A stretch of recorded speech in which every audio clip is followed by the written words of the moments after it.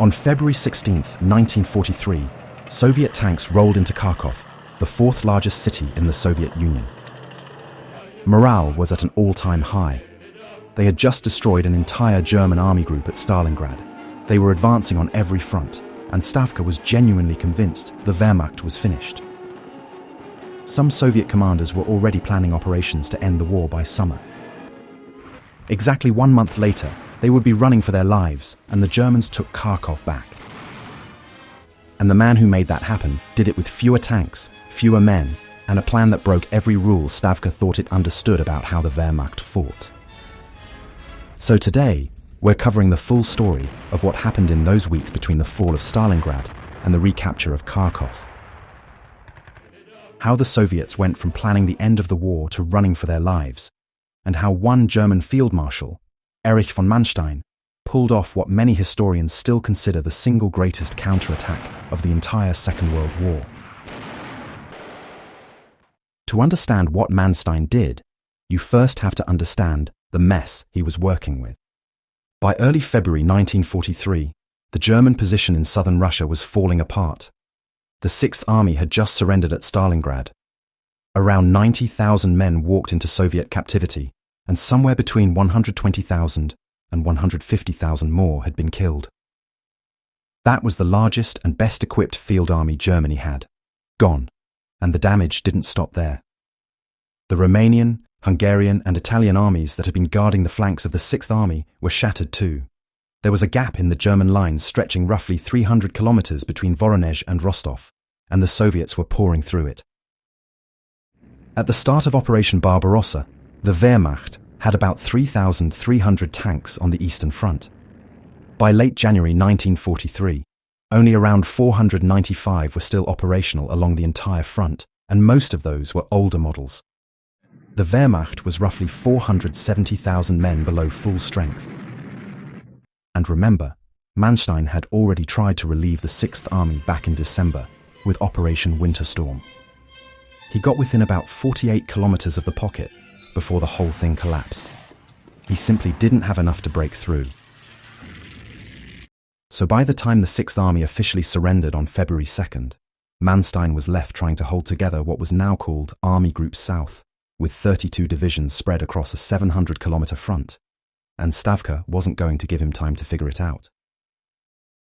Stalin and the Soviet High Command saw what everyone else saw. The Germans were broken, and they decided this was the moment to finish them off in the south.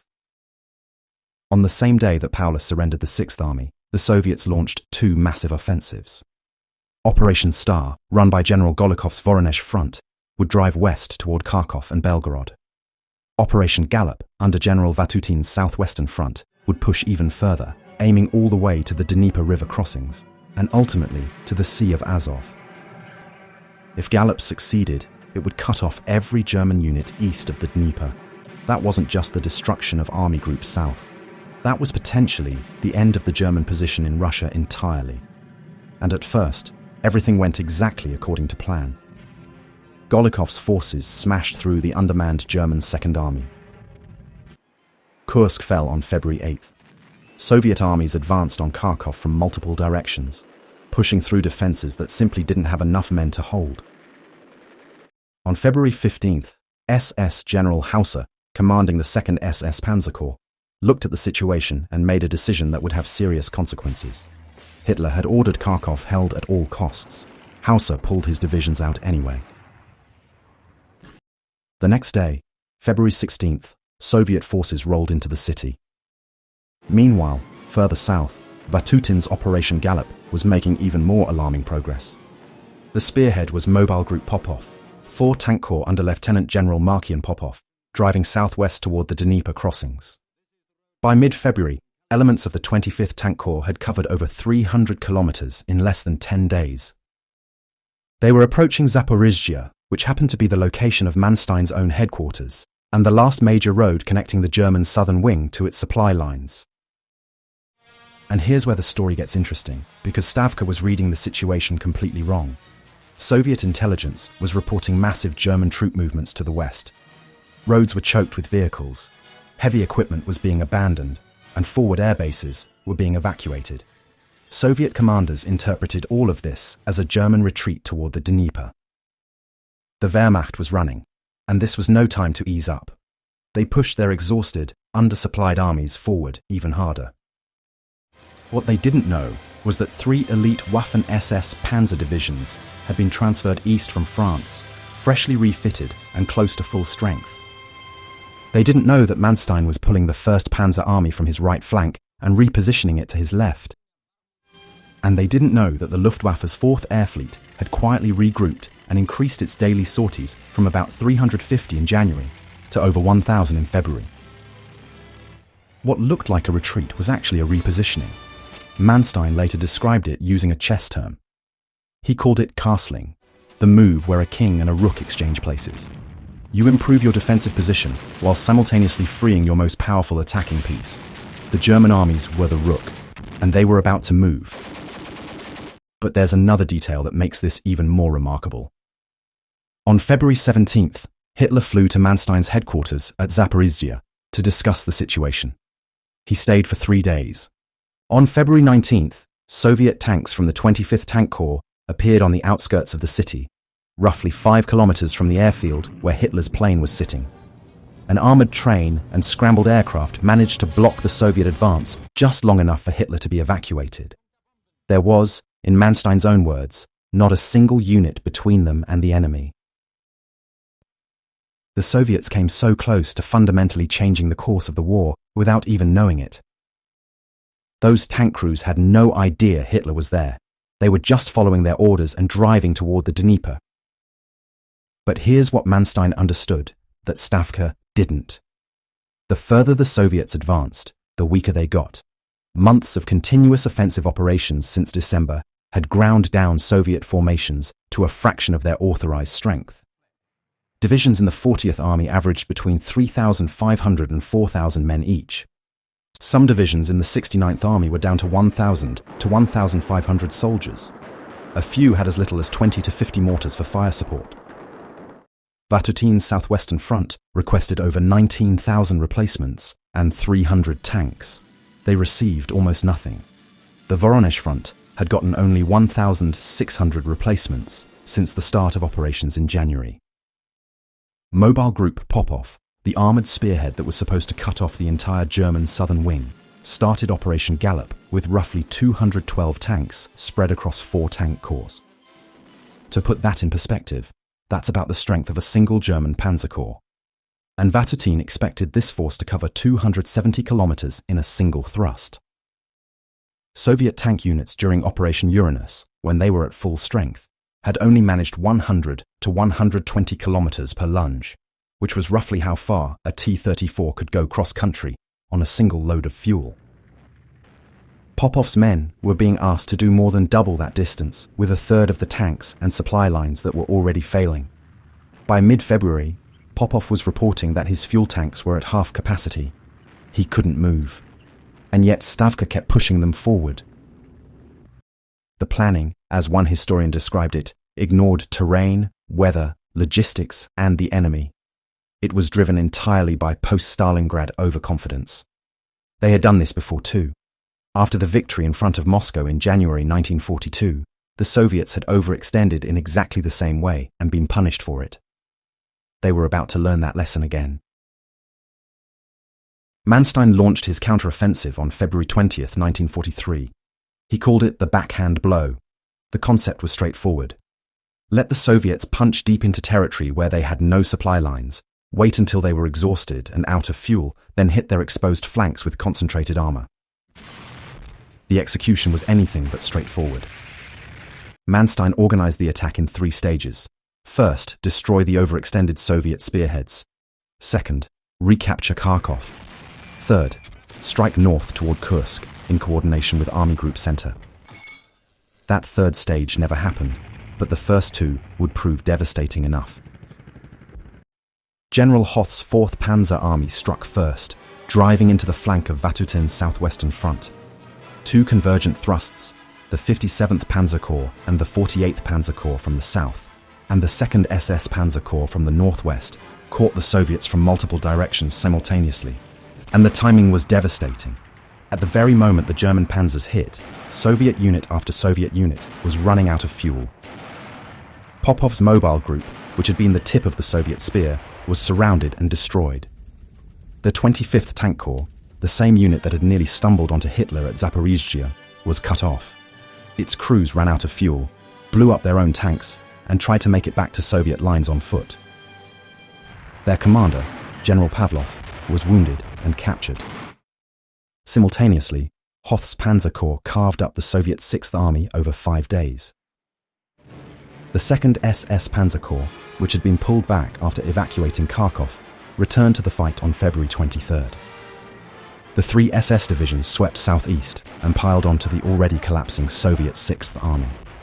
Within a week of the counterattack beginning, Manstein had shattered the Soviet offensive in the south and was driving north. The Soviets had lost nearly all their tanks. Several armies were destroyed or rendered combat ineffective. And the Germans, who everyone had written off 3 weeks earlier, were advancing. By early March, Hoth's 4th Panzer Army, including the SS Panzer Corps, had covered 80 kilometers and was positioned about 16 kilometers south of Kharkov.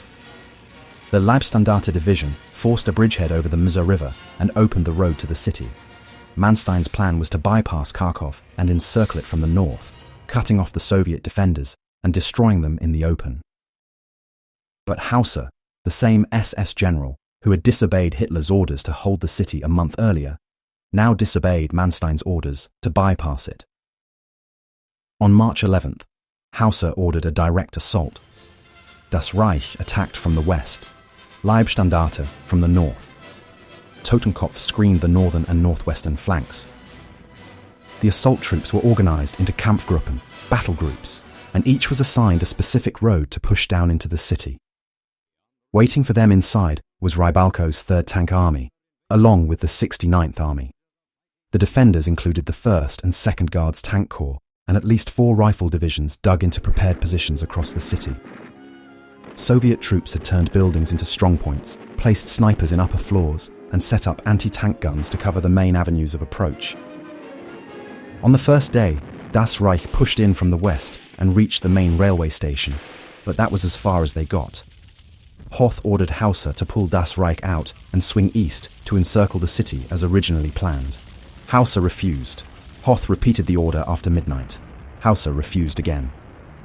On the 3rd attempt, he finally complied, and Das Reich disengaged, using a corridor opened by Leibstandarte to cross through northern Kharkov and redeploy to the east side of the city. Meanwhile, Leibstandarte was fighting its way through the northern suburbs, house by house. On March 12th, the division broke through the Soviet defenses and pushed toward the center. By the end of the day, the 2nd Panzer Grenadier Regiment's 2nd Battalion had reached a position just 2 blocks north of Dzerzhinsky Square, taking heavy casualties from Soviet snipers the entire way.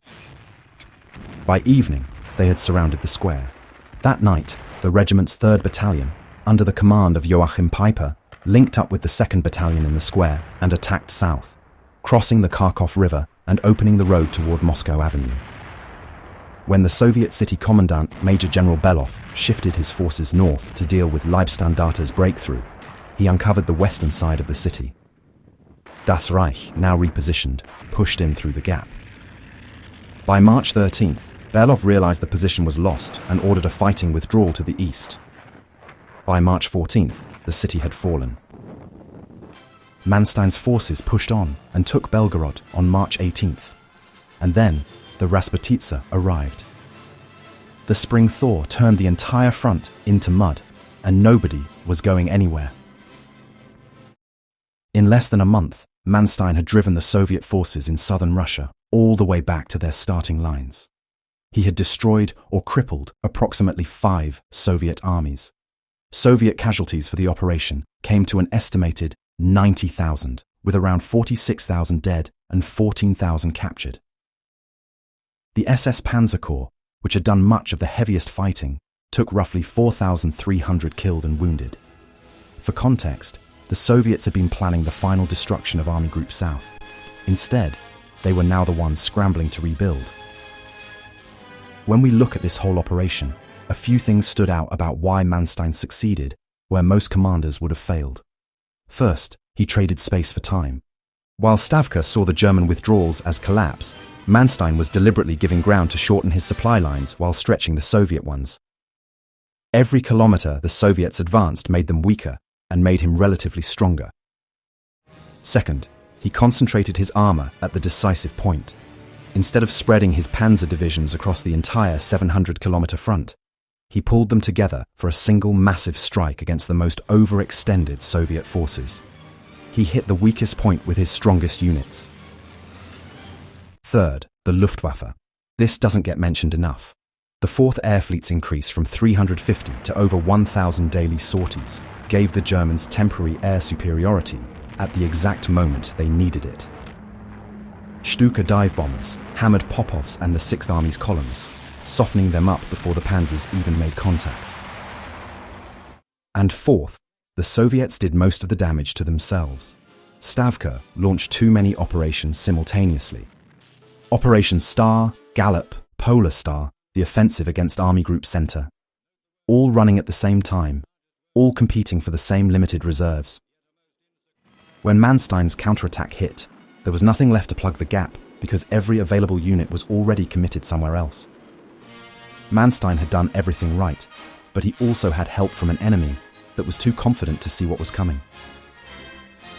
The front stabilized along the Donets River by late March, roughly where it had been before the Soviet winter offensive began. The mud stopped both sides, but the shape of the new front line created something that would define the rest of 1943. When Manstein's forces retook Belgorod and halted, and the Soviet Central Front's offensive further north also ground to a stop, what was left was a massive bulge in the Soviet lines centered on the city of Kursk. About 120 kilometers wide at its base, packed with Soviet armies. Manstein saw the opportunity immediately. He proposed attacking the salient as soon as the ground dried, before the Soviets could fortify it. But Hitler delayed. He wanted more tanks, more divisions, more time to prepare. The operation was pushed from April to May, then to June, then to July. It was given a name, Operation Citadel. By the time the Germans finally launched Citadel on July 5, 1943, the Soviets had spent 4 months building the deepest defensive network in military history. They knew exactly where the attacks would come, and exactly when. Kursk became the largest tank battle ever fought, and this time the Germans could not pull off another reversal. The Soviet counteroffensives that followed, Operations Kutuzov and Rumyantsev, retook Belgorod and Kharkov for the final time in August 1943. Manstein's counterattack in February and March had stabilized the front and bought Germany months of time, but it also created the very salient that drew the Wehrmacht into its last strategic offensive in the east. The Third Battle of Kharkov was the last time the German army would take a major city from the Soviets. It was the last time a single commander's operational skill could reverse the momentum of an entire front. And it was the last time anyone on the German side could look at the situation and believe, even briefly, that things might still turn around.